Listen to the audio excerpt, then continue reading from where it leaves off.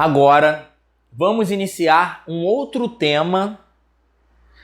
Se eu falei para vocês em algum momento que entender os conceitos de verdade, a aplicabilidade da mobilidade, da flexibilidade e da estabilidade, eu já ficaria absurdamente feliz com vocês e que aquilo ali já seria pelo menos 50% do que eu queria que vocês entendessem, é um pouco de mentira, porque tem muita coisa que eu quero que vocês entendam, mas que só para vocês entenderem a importância, esse conceitinho aqui, galera, da abordagem articulação por articulação, joint by joint, do Gray Cook, é o outro tema de suma importância, tá ok? A gente vai falar sobre ele, vai falar sobre alguns conceitos em cima dele, mas eu quero que realmente vocês entendam e se preocupem com isso da forma adequada, porque para quem não conhece esse tipo de abordagem, isso aqui é o pulo do gato e é o que vai fazer você trabalhar de uma forma totalmente diferente com seus alunos. É o que você vai fazer, você vai poder trabalhar totalmente diferente com o seu aluno de personal. Então, tentem entender de verdade essa abordagem, mais ainda se você nunca viu. Se você já viu, olha a forma que eu entendo. E relembre e coloque em prática se você não coloca ainda.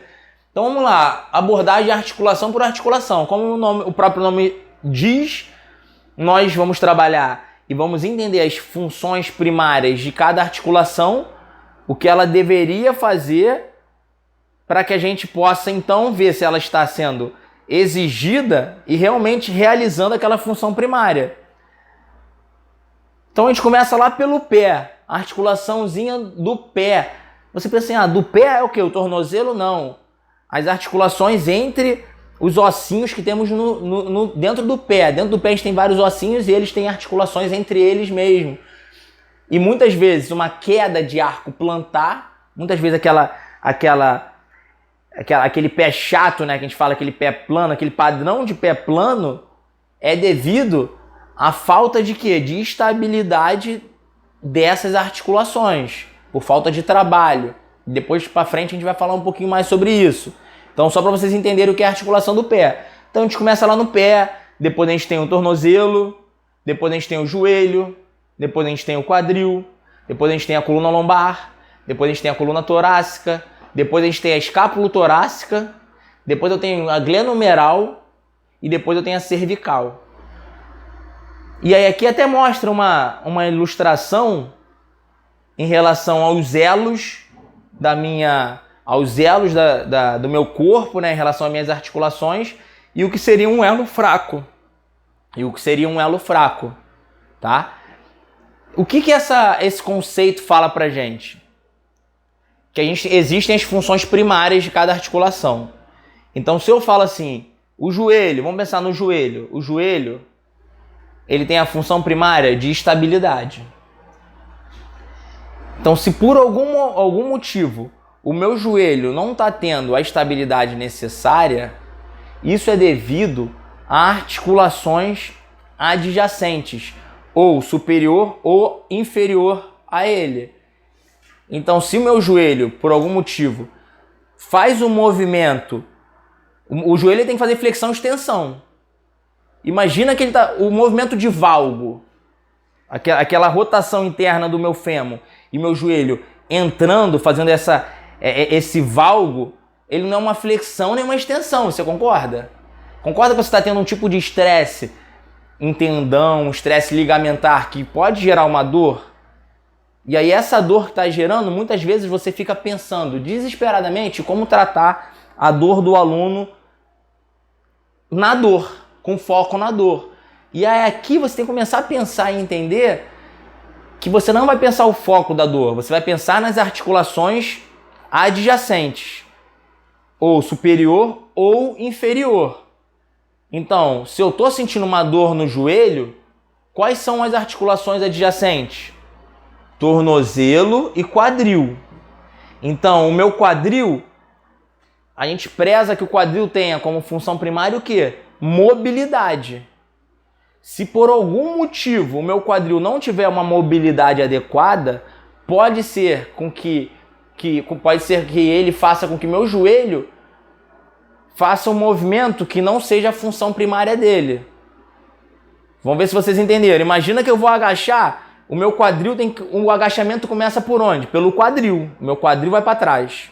E depois eu agacho. Dessa forma, eu consigo manter meu peso, meu centro de gravidade, mas o meu peso, em cima dos calcanhares. Aquele aluno que ao invés de jogar o quadril para trás, começa o agachamento projetando os joelhos para frente, porque ele não tem essa mobilidade de quadril, ele vai fazer com que o peso seja projetado para a ponta dos pés e que seu joelho seja projetado muito à frente. Então ele está fazendo uma flexão, e além de uma flexão, ele está sendo projetado à frente num movimento que não é a função dele. E ele começa a sentir dor. Outro tipo de problema, muitas vezes no quadril. Adutores muito tensionados, hiperativos, que podem também provocar o valgo. E aí o meu joelho vai sentir dor. Tô dando só exemplos, galera. Eu nem vim pro tornozelo, eu mudei o exemplo, porque o tornozelo é o exemplo mais básico. Eu senti uma dorzinha no joelho, vamos lá pro... qual é o outro adjacente? Tornozelo. Ele teria que ter mobilidade. Meu tornozelo tá sem mobilidade nenhuma. Caramba. Então, se ele não tem mobilidade nenhuma, eu tô forçando o joelho numa função que ele não deveria fazer, porque ele não tá fazendo sua flexão e extensão mais, e aí eu tô gerando dor nele. Então, se eu trabalhar a mobilidade, pode ser do meu tornozelo, pode ser com que eu faça com que meu joelho pare de sentir dor. Então, aqui nessa ilustração, ele mostra o quê? Que um elo fraco faz com que arrebente todo o resto. A ideia é o quê? O elo fraco aqui seria o quê? Minha coluna torácica. Ele tá apontado aqui, ó, pro vermelhinho. Coluna torácica. E aqui ele mostra como subsequentes, a gente pode olhar lá, coluna torácica, a gente tem uma escápula torácica, a gente tem uma coluna lombar, aqui embaixo. Ué, professor, mas como que a minha coluna torácica, ela vai fazer com que eu sinta dores na lombar? Você fala assim, ué, mas não faz sentido. A gente o tempo todo não pede para que os seus alunos mantenham as curvaturas fisiológicas naturais do nosso corpo.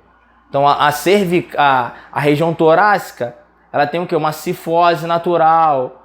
A região lombar, ela tem uma lordose natural. Se eu tiver uma hipercifose, eu estou começando a fazer o quê? Deixando a minha lombar retilínea, reta, sem a minha lordose lombar. Isso faz com que, quando se eu colocar uma sobrecarga axial, todo aquele peso de compressão seja colocado aonde? Na minha lombar, e não vai ter mais como dissipar aquelas forças. Então seria mais ou menos por aí a ideia. Ou para cima, eu não tenho, e aí é mais fácil ainda. Não tenho mobilidade torácica. Tô sem mobilidade torácica, que diz que a minha coluna torácica tem que ter mobilidade. Se eu não tenho uma mobilidade torácica adequada, quando eu vou fazer um movimento de jogar alguma coisa para cima da cabeça, aquele movimento escapular que eu deveria ter para poder conseguir fazer o restante de abdução completa de ombro ou fazer movimentos balísticos, vão estar prejudicados. A chance de eu fazer uma compressão dos tecidos moles acima da cabeça do húmero e aí comprimir uma bursa, estressar um tendão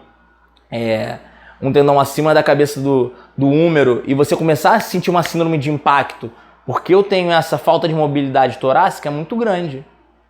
Além disso, vou fazer um agachamento, tenho falta de mobilidade torácica, uma hipercifose.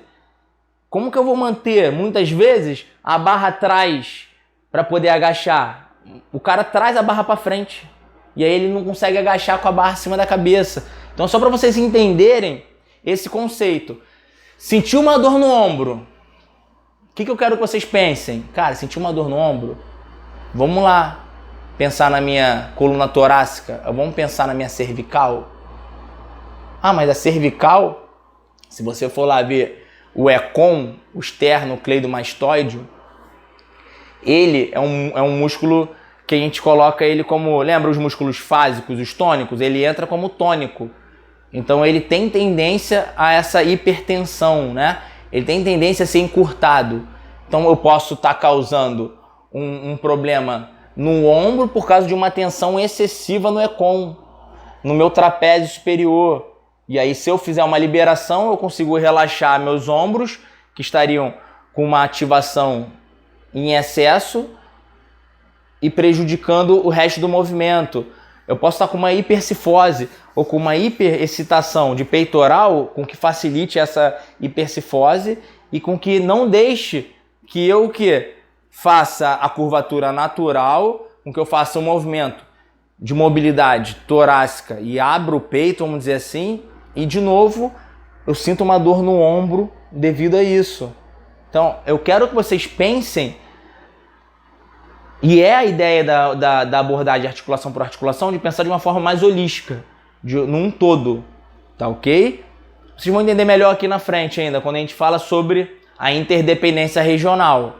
O que ele fala? Ele fala o que a gente estava basicamente dizendo em relação à abordagem do Gray Cook de articulação por articulação, o que eu já acabei adiantando, porém ele diz mais, ele diz que um problema no ombro pode ser causado por uma questão de falta de mobilidade de tornozelo. Ele não coloca só em relações a articulações adjacentes. Ele fala que o movimento ele pode ser prejudicado e gerar uma dor por causa de articulações adjacentes, porém mais do que isso, por causa de regiões diferentes dele. Então, um problema no meu arco plantar pode fazer com que eu tenha um desequilíbrio no ombro. E tudo está interligado. É isso que seria o resumo dessa interdependência regional. Então, em cima do que a gente já falou lá, começando lá do pé, uma alteração no tornozelo do meu cliente pode gerar dor no joelho. Uma alteração no quadril do meu cliente pode gerar uma dor lombar ou no joelho. Uma alteração na torácica pode gerar uma dor no ombro dele. Tudo que a gente estava dizendo lá no joint by joint, na articulação por articulação do Gray Cook. E aí vocês vão entender que isso aqui é um efeito dominó, galera. Isso aqui é um efeito dominó. Eu tenho uma figura melhor para mostrar para vocês desse efeito dominó.